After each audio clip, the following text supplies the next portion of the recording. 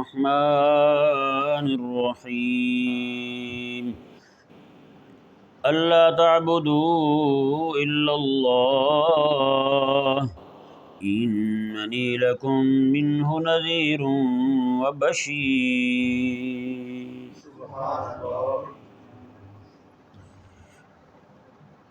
جیسا کہ کل آپ کے سامنے کتاب مبین یعنی قرآن کریم کی عظمت اور شان بیان کی گئی،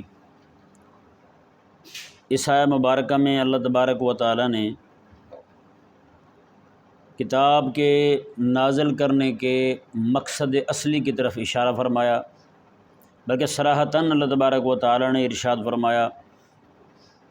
فرمایا کہ اللہ تعبدوا الا اللہ، کہ تم اللہ کے علاوہ کسی کی عبادت نہ کرو، یعنی اللہ ہی کی عبادت کرو۔ یہ ذہن میں رہے، قرآن کریم کے نزول کے جو مقاصد ہیں، حبیب کریم علیہ السلام کو مبعوث فرمانے کے جو مقاصد ہیں، ان میں سب سے پہلا اولین مقصد جو ہے وہ ہے عقیدہ توحید کا قائم کرنا۔ وہ کیا ہے؟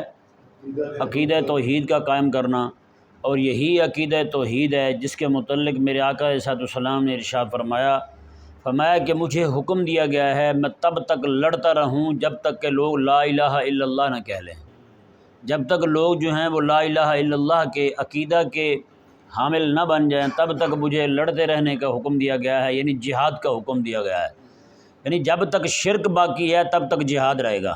یہ آقا علیہ السلام کا فرمان کا مقصد شریف ہے جی۔ تو یہ عقیدہ توحید جو ہے اتنا عظمت والا، اتنا شان والا عقیدہ ہے۔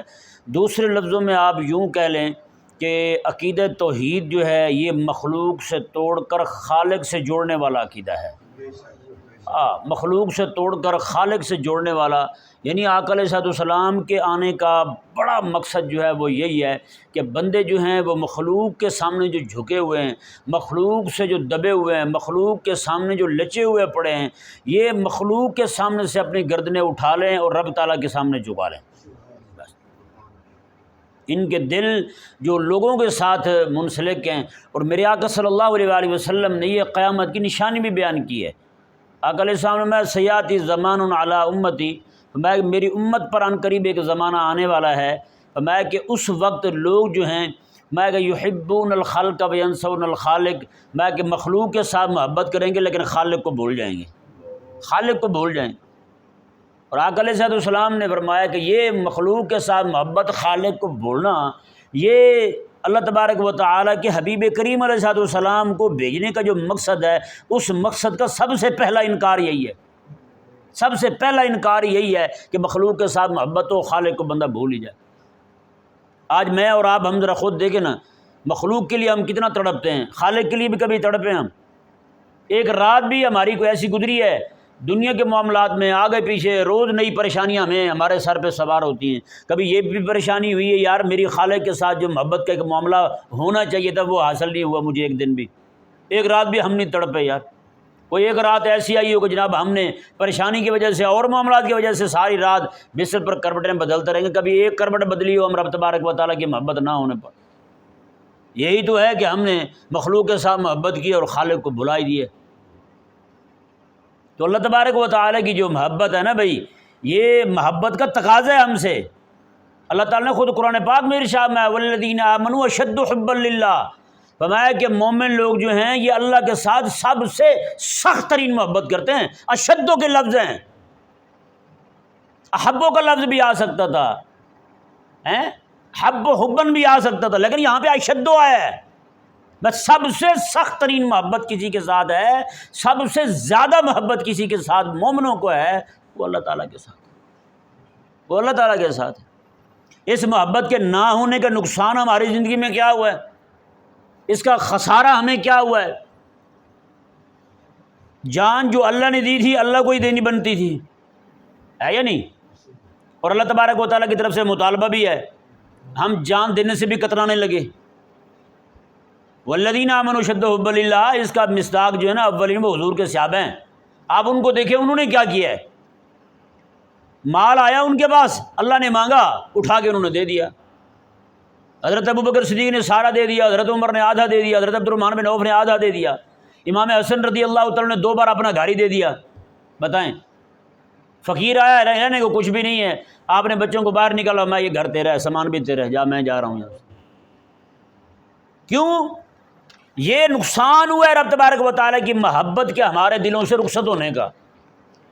ہم نے مال کو عزیز سمجھ لیا، ہم نے اولاد کو عزیز سمجھ لیا، ہم نے دنیا کو عزیز سمجھ لیا، ہم نے مخلوق کو عزیز سمجھ لیا ہے۔ رب تبارک و تعالیٰ کی محبت دل میں نہ ہونے کی وجہ سے ہر شے کی قدر ہے، لیکن اور کسی شے کی قدر نہیں رہی۔ اللہ تبارک و تعالیٰ کی محبت کی جو قدر تھی وہ نہیں رہی ہمارے دل۔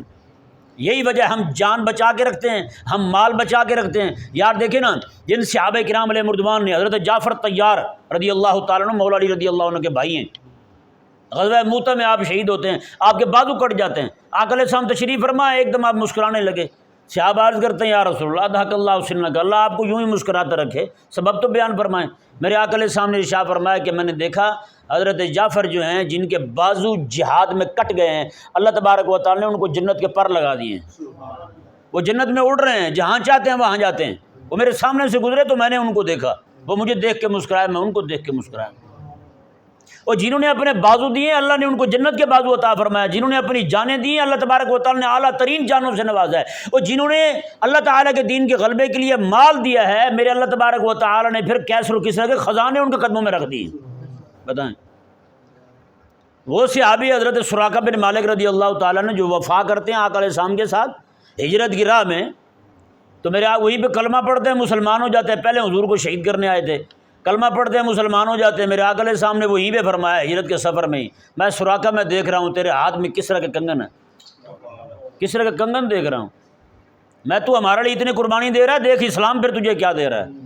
حضرت ابو ہریرہ رضی اللہ تعالیٰ عنہ ریشم کے کپڑے کے ساتھ، بڑا قیمتی کپڑا ہے، ناک صاف کر کے رو رہے ہیں۔ روتے کیوں؟ میں ایک وقت وہ تھا ہمارے پاس کھانے کو روٹی نہیں تھی، آج ناک صاف کرنے کے لیے اتنے قیمتی کپڑے ہیں ہمارے پاس۔ تو اسلام نے، جنہوں نے دیا اسلام نے دیا ان کو۔ آج ہم جو نا ہر چیز اپنی جان بھی بچا کے رکھی، اگر ہمارے دل میں اللہ کی محبت ہوتی، بحیثیت مسلم امت جو ہے ہمارے دل میں اللہ تعالیٰ کی محبت ہوتی، بتائیں آج غزہ میں نہ موجود ہوتے سارے ہم، آج یہودی چوڑے جو ہے ہم پہ حملہ کر رہے ہوتے۔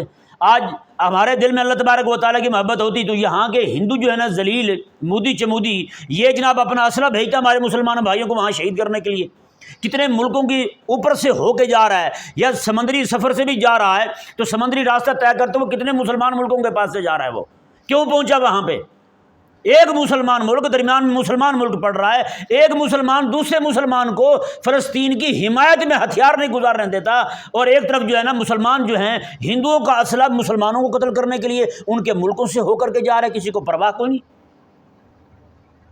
اس کا مطلب یہ ہوا کہ ہمارے دلوں سے رب تعالیٰ کی محبت جو رخصت ہوئی ہے نا، اس کا نقصان تھوڑا نہیں ہوا، بہت زیادہ نقصان ہوا ہے۔ یہی وجہ ہے کہ ہمارے بزرگ جو ہیں وہ سب سے پہلا سبق جو دیتے تھے نا وہ عشق الہی کا دیتے تھے، اللہ تعالیٰ کے ساتھ محبت، خالق کے ساتھ محبت، بس۔ اور یہ حضور نے قیامت کی نشانی بتائی ہے کہ میری امت جو ہے وہ رب تعالیٰ کی محبت چھوڑ جائے گی، رب کی محبت چھوڑ جائے گی، رب کو بھول ہی جائے گی۔ یحبون الخلق وینسون الخالق، میں مخلوق کے ساتھ محبت ہوگی، خالق کو چھوڑ دیں گے۔ اور میں بتاؤں نا آپ کو کہ پہلے خانقاہوں میں کیا تربیت ہوتی تھی، یہاں تو تربیت یہ ہوتی ہے کہ مرشد کے ساتھ وفادار رہنا ہے، اس بات پہ بیعت ہوتی ہے، مرشد کے ساتھ وفادار رہنا ہے بس تم نے۔ ہاں، جو آمدنی تیری آئے نا وہ میرے تک پہنچاتے رہنا ہے تاکہ 4 پیسے مجھے بھی ملیں اور میرا بھی گھر چلتا رہے۔ لیکن قربان جائیں ہمارے شیوخ، ہمارے اسلاف جو ہیں ان کے ہاں تربیت کا کیا انداز تھا۔ ایک بندہ آیا حضرت خواجہ سلیمان توسوی رحمہ اللہ کے پاس، حضور بیعت ہونے آیا ہوں۔ فرمایا کہ اچھا رہو یہاں خانقاہ میں۔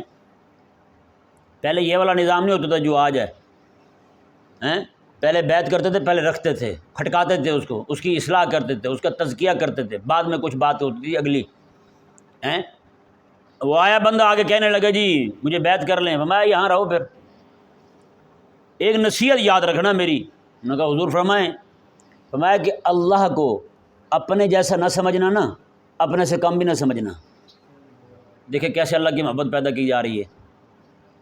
ایک ہی بات کی ہے، خواجہ سلیمان توسوی رحمہ اللہ کی خانقاہ میں بندہ بیعت ہونے آیا، بات ایک ہی کی ہے بس، اللہ تبارک و تعالیٰ کو اپنے جیسا نہ سمجھنا، اپنے سے کم بھی نہ سمجھنا۔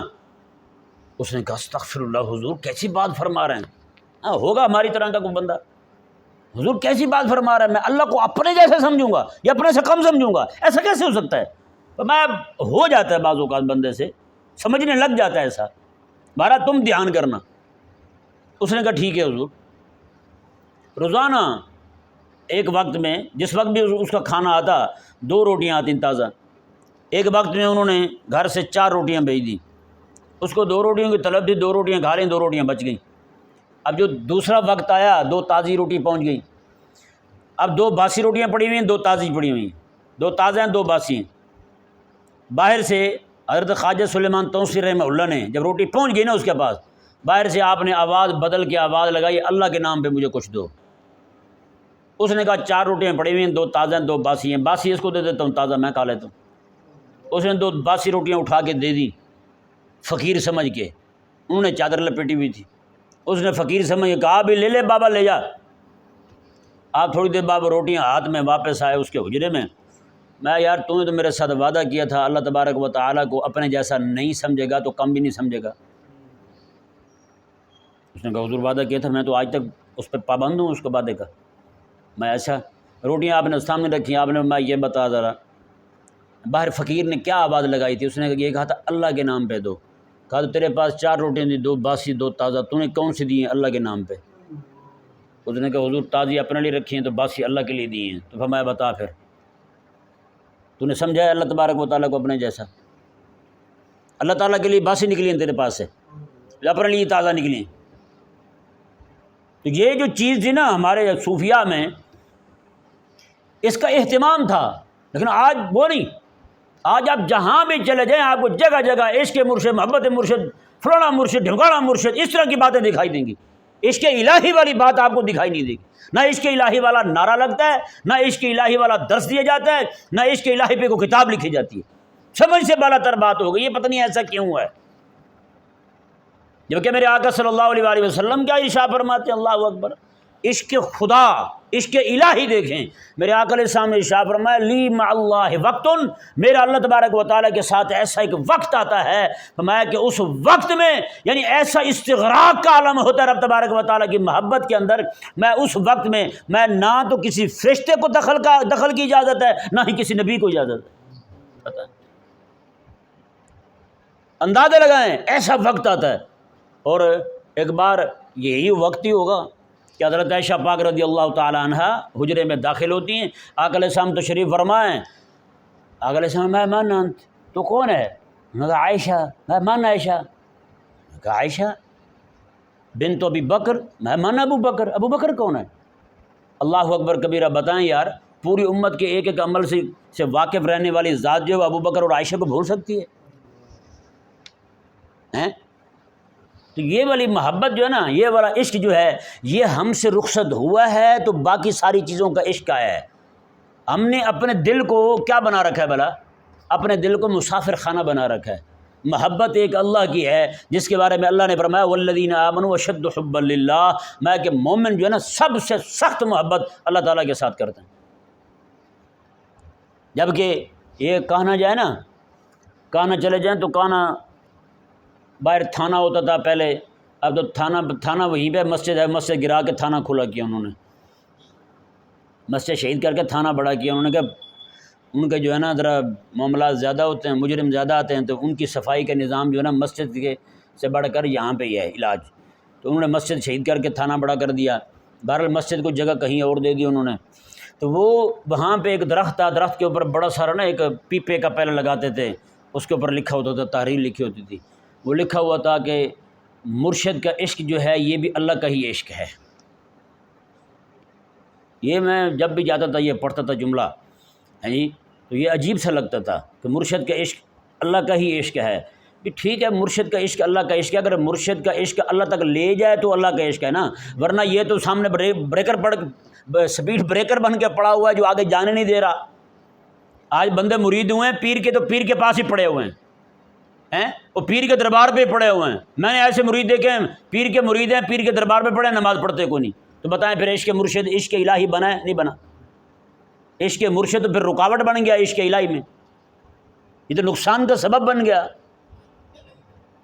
سچی بات ہے، میں نے بڑے سارے لوگ دیکھیں، ایک بندہ رائے ونڈ میں ہم گئے وہاں پہ 3-4 دن رہے ایک مسجد میں، وہاں ایک بابا تھا، وہ اپنے پیر صاحب کا جب بھی ذکر کرے رونا شروع کر دے. ایک تھا وہ تھیلا کافی موٹا تھا، جب بھی ذکر کرے اپنے پیر صاحب کو رونا شروع کر دے. اس کے سامنے قرآن پڑھا جائے، اللہ تعالیٰ کی باتیں ہوں، درس ہو، بیان ہو، ٹس سے مس نہیں ہوتا تھا. اپنے پیر کی بات ہے تو رونا دھونا شروع کر دے. سچی میں روتا تھا. میں نے کہا پتہ نہیں یار بابے کا چور سوچ پتہ کرو کہاں پہ ہے، اس کو تو ذرا آف کریں. جو مرشد کے نام پہ جناب رونا شروع کر دیتا ہے، خدا رسول کی بات ہے تو اس کو وہ ٹس سے مس نہیں ہوتا. تو بھائی یہ والا عشق جو ہے نا یہ اللہ تعالیٰ کی طرف نہیں لے جاتا. اٹھتے بیٹھتے جب بھی پوچھ جائے سنائیں جی کیا حال ہے، بس یہ سائیوں کا کرم ہے جی، میرے پیر کا کرم ہے. اور پیر کا کرم تیرے تب ہوتا جب تیری زبان پہ ہم وقت اللہ کا نام ہوتا. پیر کا کرم یہ ہے، یہ پیر نے کو تیرے لیے تجھے اللہ تبارک و تعالیٰ کا نہیں پہنچایا، پیر نے تجھے اپنے تک اپنا ہی راہ دکھایا ہے، اپنی محبت پلائی ہے تجھے، رب تعالیٰ کی محبت نہیں پلائی تجھے. تو یہ جو اللہ تبارک و تعالیٰ نے فرمایا نا اللہ تعبدوا الا اللہ، سبحان اللہ، یہ ایسا جملہ ہے شاندار. اللہ تعبدوا الا اللہ، ہر ایک سے کٹ کر صرف اللہ کے ہو جاؤ. بس حبیب کریم صلی اللہ علیہ وآلہ وسلم کی بعثت کا مقصد جو ہے نا، اولین مقصد یہی ہے کہ مخلوق جو ہے نا مخلوق سے کٹ کر خالق کی ہو جائے. مخلوق کے سامنے جو اپنے سر جھکائے ہوئے ہیں، اپنے سروں کو اٹھا کر کے ایک ہی جگہ سر جھکا دے جو سر جھکانے کی جگہ ہے، اور وہ ہے اللہ تعالیٰ کی بارگاہ. نہیں سمجھ پڑا مسئلہ. یہ اللہ تعبدوا الا اللہ یہ قرآن کریم کا اولین مقصد ہے.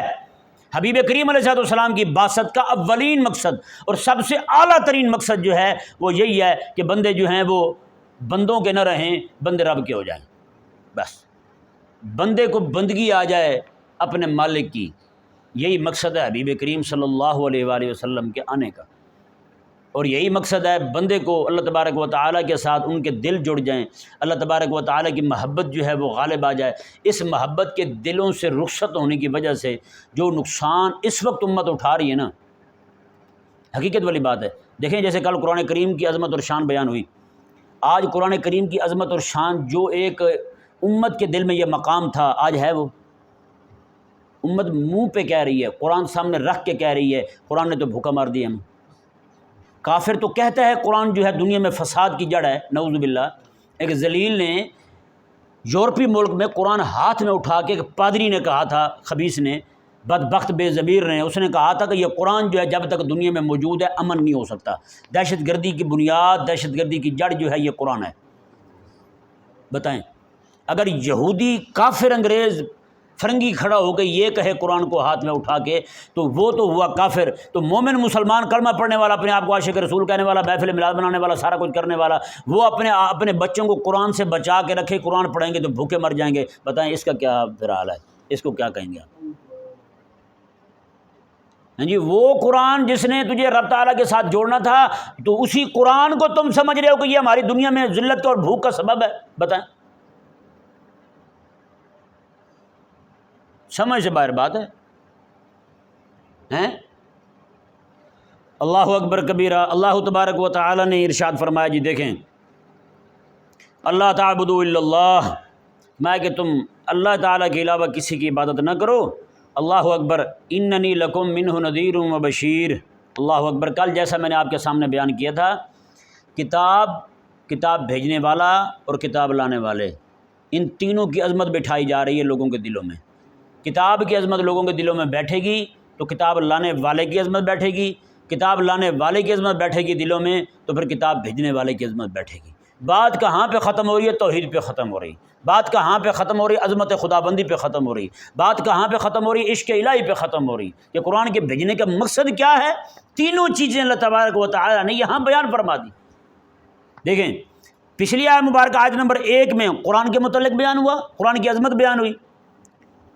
دوسرے نمبر پر اللہ تبارک و تعالی نے پھر اپنا ذکر کیا، اللہ تعبدوا الا اللہ، اللہ کی عبادت کرو بس. آگے اللہ تبارک و تعالی نے فرمایا اننی لکم منہ نذیر و بشیر. میں حبیب پیارے آپ ذرا اب اپنا تعارف بھی کروائیں ان کو، ہیں آپ جب ذرا اپنا تعارف بھی کروائیں، آپ ان کو اپنا آپ بھی بتائیں کہ آپ کیوں تشریف لائے ہیں. کیا جس طرح آج ہماری قوم نے آقا علیہ السلام کو مان رکھا ہے، صرف پیدا ہونے کے دن مانا ہے، بس میلاد کا دن، میلاد منایا، جھنڈے لگائے، جلوس نکالے، نعرے لگائے، شام کو جوس پیے اور جوسوں کو ڈبے کے پٹاخے پھوڑے اور گھر روانہ ہو گئے. یہ ہماری قوم، میں سچی کہہ رہا ہوں، یہی سمجھ رکھا ہے بس آقا علیہ السلام کے آنے کا مقصد۔ باقی پورا سال آقا علیہ السلام کی شریعت، دین، آقا علیہ السلام کا دی ہوئی سنت، جہاد، ساری چیزیں زندگی سے رخصت ہو چکی، ہر چیز دنیا زندگی سے رخصت ہو چکی، بس یہی چیز رہ گئی ہے ایک جلوس میلاد کا، اور یا اپنے بابے کا عرس، چھٹی، پیر کا عرس ہے یا بس یہی، اور اس کے علاوہ کوئی دین نہیں رہا ہماری زندگی میں۔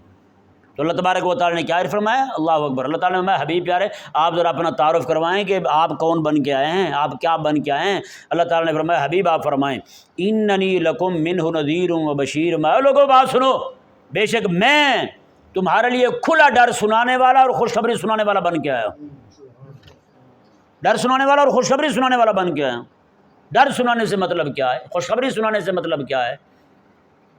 خوشخبری سنانے کا مطلب یہ ہے کہ جو بندہ نیک اعمال کرے گا، آقا علیہ السلام نے سارے وہ اعمال بتا دیے، وہ بیان کر دیے جو جنت لے جانے والے تھے، جو جنت لے جانے والے تھے، وہ اعمال بیان کر دیے کہ یہ عمل کرو گے جنت کی خوشخبری ہے تمہارے لیے، اور وہ نذیر، اور وہ چیزیں بھی اللہ تبارک و تعالیٰ نے بیان فرما دی حبیب کریم علیہ السلام کے ذریعے، جو چیزیں بندے کو جہنم لے جانے والی تھیں، بھائی یہ کام کرو گے تو سیدھے جہنم جاؤ۔